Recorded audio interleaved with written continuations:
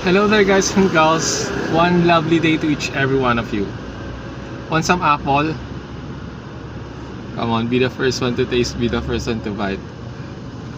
And I also have here a mixed nuts.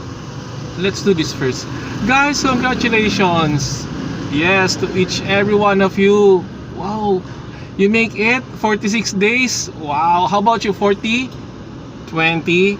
It's okay. 2 days? Not yet. You can start now. You still have few hours left.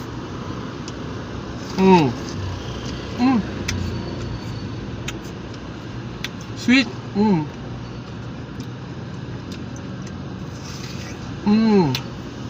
Last day, guys and gals.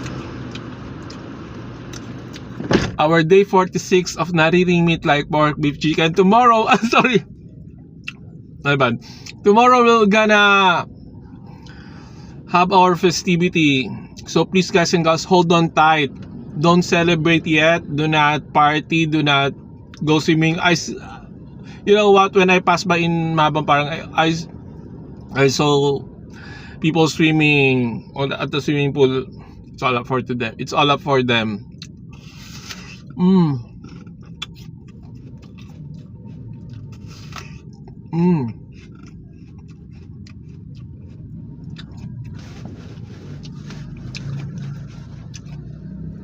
Guys, please, Jesus died on the cross just to save our, just to redeem our sorry, just to redeem our souls and save us from our sins.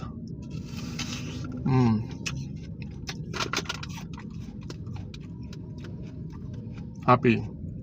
Yes, of course.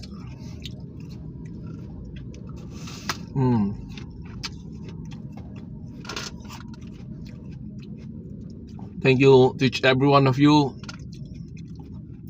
for watching my episodes of my abstinence.